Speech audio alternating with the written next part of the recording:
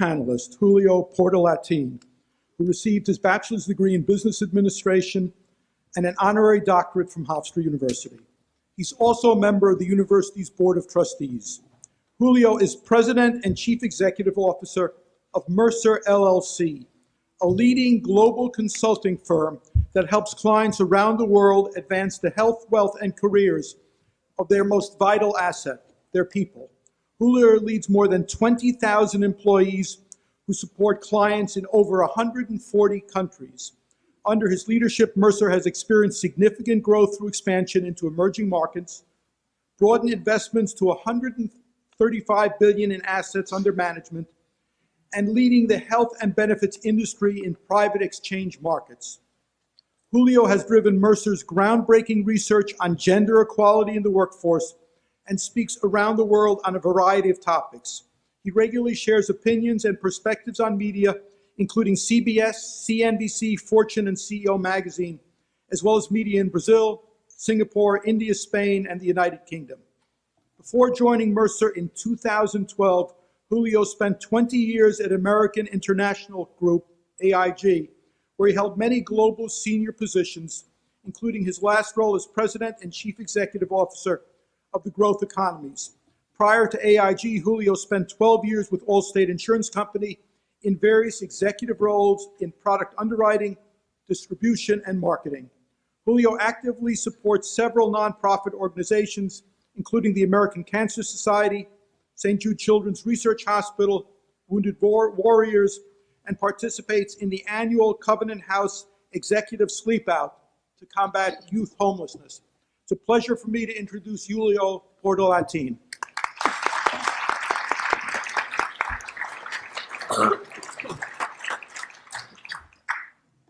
I'm going to take a liberty of saying thank you, Herman, for that introduction. Since we see each other quite regularly at the board meetings, so I think I can be on a first-name basis. I'm really pleased to be here today. It's great to come back. Is the Rathskeller still around? Oh, great. Okay, I got great memories from that place. I can take up the entire 10 minutes just talking about those memories, but we'll leave those for another day or maybe at the cocktail hour if you want to ask me some stories about that. But I really have taken an incredible amount of my foundational base from the time that I was here at Hofstra. And it's not so much what I learned, it's what I had the opportunity to practice while I was here. Things like questioning assumptions. Things like running two problems to solve them. Things like channeling curiosity and learning to use failures as opportunities. Those things, my friends, are the ones that separate those that just apply the theory of what you learn to those who are successful in applying the practical application of what you learn. And it also makes a distinction in success. So no mistake about it, those things make a difference. I am so happy to hear what Kathy and Stella had to say was on CEOs' minds. First, because those are the two things that are on my mind as well, so it's nice to be in good company. But it's also validated by the fact that I go around the world, I speak to a lot of C-suites, and trust me that those things are high on their list all over the world, not just here in the United States. I'm also really happy to hear that talent always is number one, because of course Mercer is the largest talent consultancy in the world. So as mentioned, 21,000 employees, 140 countries, and $4.5 billion in revenue. And the reality is that we spend a lot of time trying to help the C-suite understand how to outperform in the attraction and retention of talent. That's one of the biggest things we do. We also work hard in trying to understand how longevity is going to impact the world. There's one thing, and if you're not studying or taking a look at this, there's no one thing more important about what's happening today and what's happening tomorrow that will affect society and economics than the fact that people are living longer.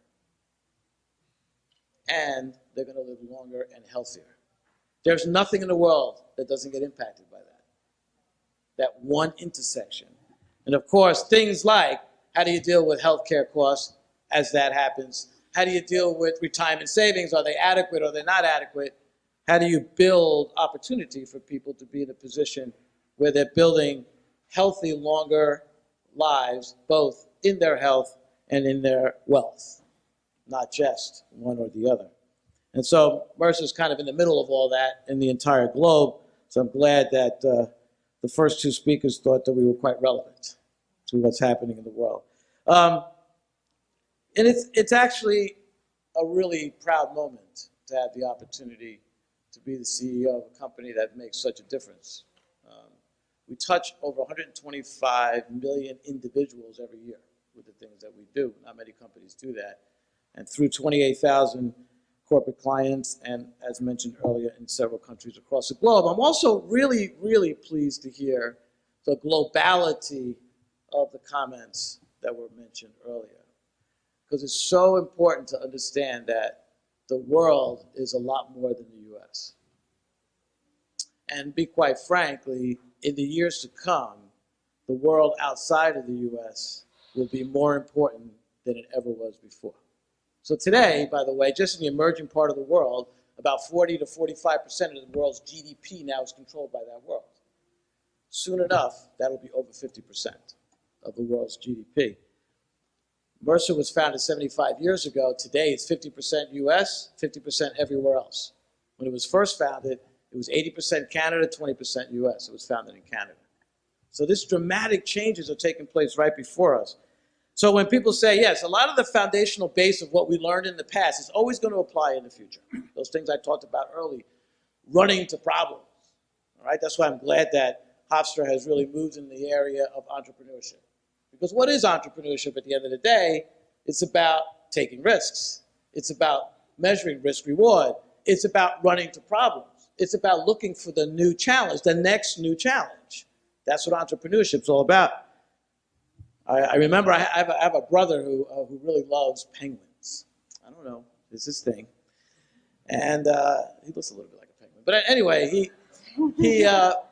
there's stories of penguins always comes to his mind. And one story always hits me in terms of taking risks and being an entrepreneur. And so you could just imagine a floating iceberg and a bunch of penguins on top of it. And they're all getting hungrier and hungrier and hungrier as days go on. They're looking in the water, they see a lot of fish, but they also see sharks in the water. And every day they're getting hungry and hungry and hungry, waiting for that first penguin to take the dive, right? To show them the way, to be able to take that risk, to assess that risk reward and come out successful. So, sooner or later, someone gets hungry enough and decides to take the dive, grabs a fish, comes out unscathed. So you can imagine the other penguins say, Second one dives in, does the same thing, comes back unscathed. Third one comes in, goes in, doesn't come out. So what's the moral of that story? Running to the problem early, assessing risk reward early, usually drives success. Fast followers usually can be somewhat successful. Laggers rarely are. So think about that penguin story the next time you think about whether it's worthy to take that risk, whether it's worthy to be that bold, whether it's worthy to be first, whether it's worthy to be second, and certainly whether it's worthy to be third. So we're always thinking about these different scenarios of how you make success happen and what are the traits that would be successful. Okay, so I look around this room, and I'm going to say that 55 to 60% are women in this room. By the way, that's a great indicator. About 60% of the global undergraduates in college are women today. Much different than when I went to school many years ago. And about 40% in the US are MBA, or in the MBA. So it's a little bit still the other way in the MBA ranks. But what does that really mean in terms of what's going to happen in the future? By the way, about 80% of decision makers in business today are still men.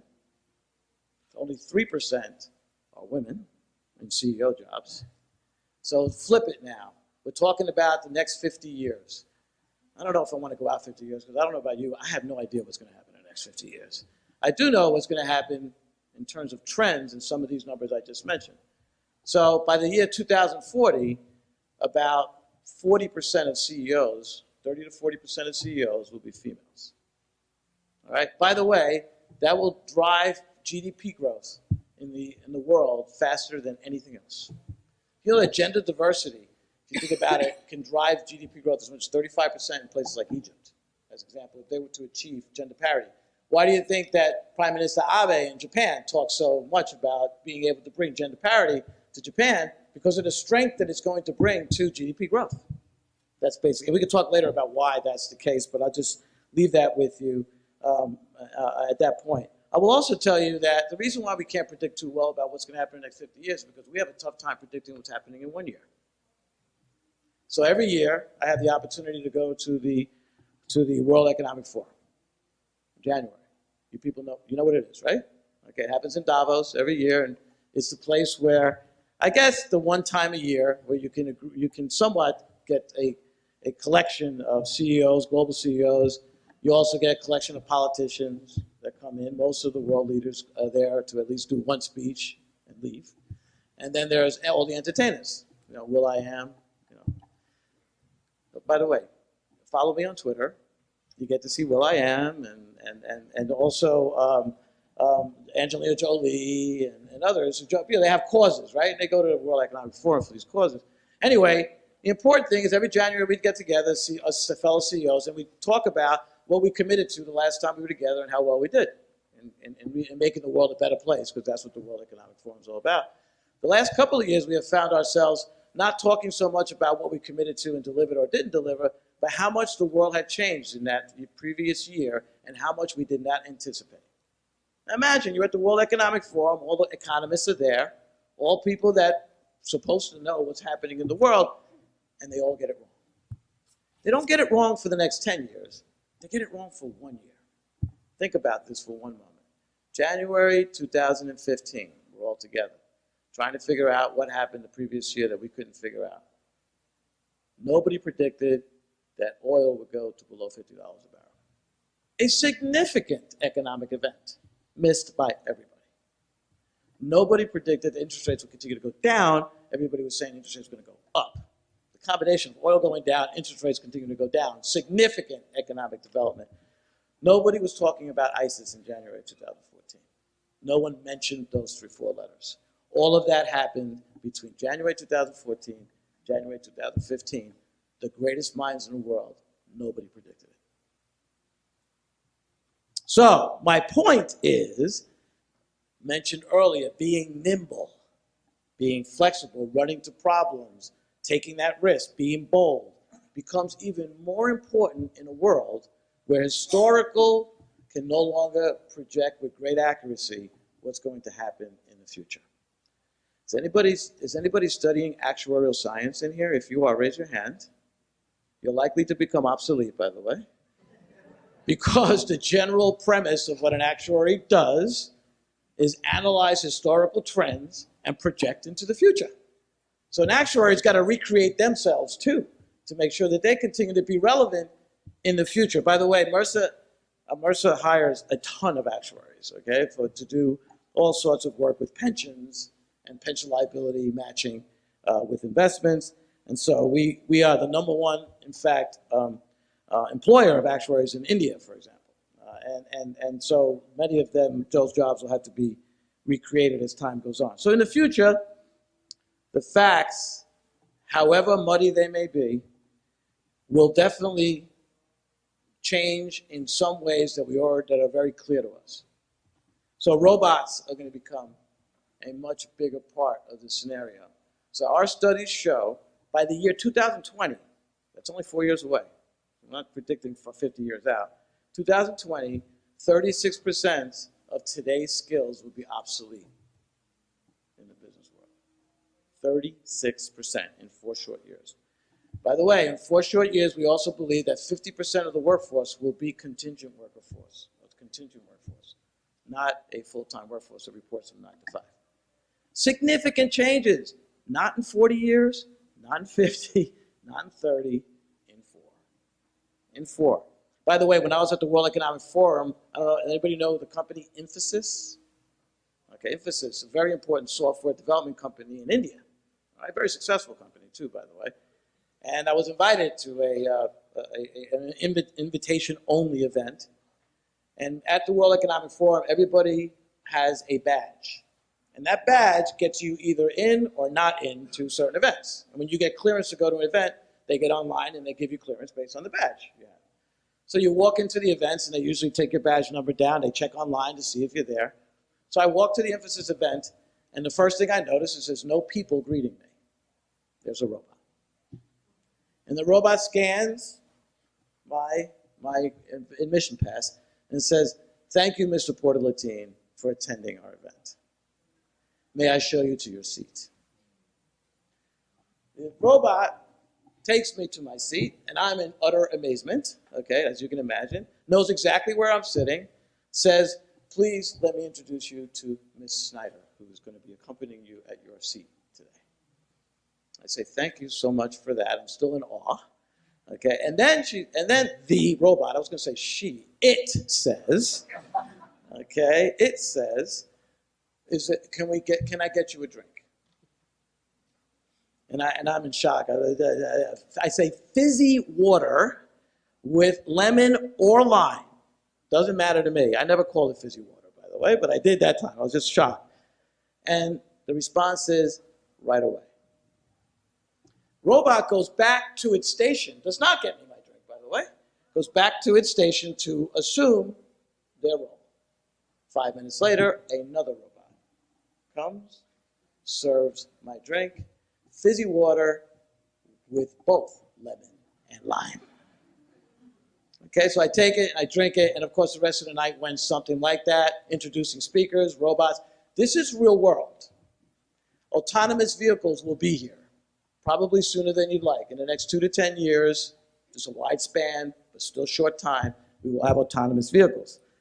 By the way, 50% of the world's insurance premiums, which are multiple trillions, is auto insurance. If autonomous vehicles take over, that will be eventually wiped out. So you probably don't want to go into auto insurance salesperson. Those are real things. I'm just telling you what's going to happen because that's real, okay? Now, if we're not thinking about this and how it has application to the future skills that are necessary to be successful in this environment, I think we'll be missing the boat. I think we'll be missing the boat. So entrepreneurship, incredibly important. I mentioned earlier, the globality, the fact that Hofstra now has joint partnerships with Chinese universities, et cetera. Fantastic. By the way, both of those things didn't exist when I came into school in 1981. So the evolution of being practical and relevant in today's world is something that's very apparent in what Hofstra is doing today, and you should take advantage of it. So, specifically, what do we know? So we know that we're going to have a much diverse workforce, much more diverse than we ever did before. We know that there's going to be skills that are going to have to be tapped into based on the trends that I just mentioned. So being a manager and a leader is not about gathering your team around your desk anymore and having a conversation about the daily priorities or the weekly priorities.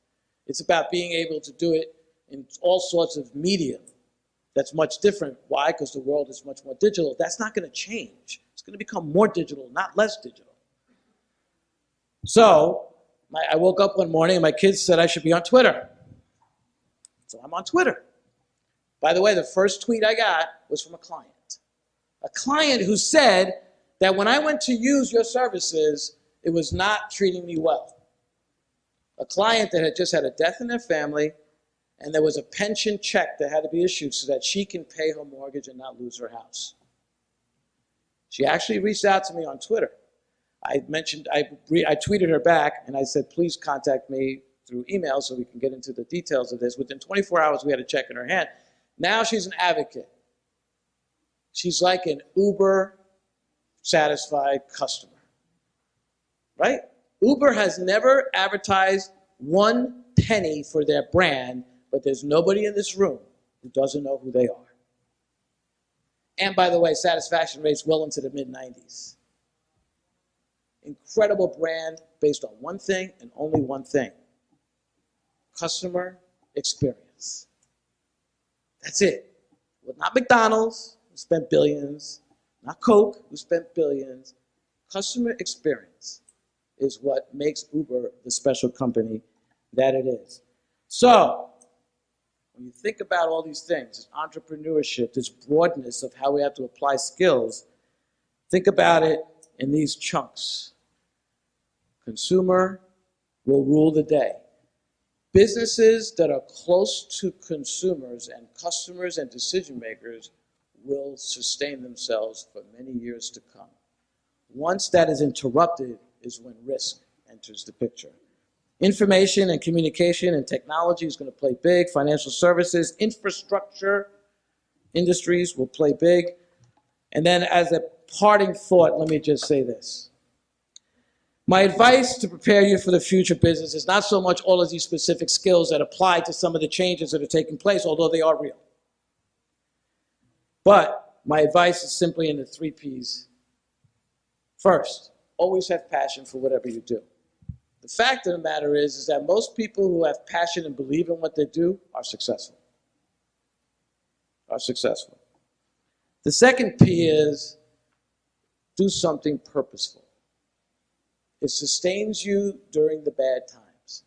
Every executive, every leader, and every strategy has a bad time. And the thing that sustains you most is that you believe in the why of what you're doing. And that gets you through those bad times because you believe in it deeply. And the last thing is that everybody has the power to influence. Use it wisely. Influence positively and make it be your mantra. So I urge you not to take the responsibility lightly. It's a very big responsibility we all have. More than 30 years after I graduated, I still don't. I stand steadfast as a proud product of a fine business school education at Hofstra University. And I say that because I don't know if many of you know this, but Hofstra's original logo included the Dutch national motto, which translates to, I stand steadfast. So, being steadfast in your education, values, and your beliefs will serve you well in this rapidly changing business world, where the old frameworks of a career are melting before our eyes based on the things I mentioned before. And so think about your passion, your purpose, the power to influence. And if you can do all that, the future of business will be very bright, and the world will be in an infinitely better place. So